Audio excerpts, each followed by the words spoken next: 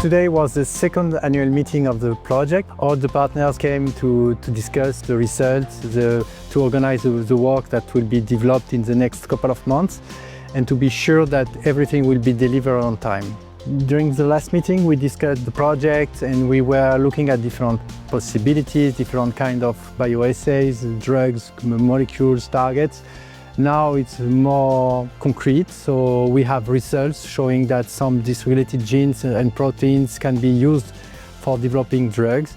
We already seen some very interesting results in terms of molecules that has been also already proved to be efficient in mice models or in vitro. We are developing AI virtual screenings, and we also discussed the clinical trial methodology, which is super important in this project because it involves the patients and the clinicians who work together in the definition of a clinical trial methodology that can be used for different diseases in the same time. So we already have very strong insights in how we will be able to manage and to treat the patients. So it was a super efficient meeting. When we started the project, we called it Dreams because it was our dreams to find molecules that we can use for these patients that are suffering and that are waiting for us.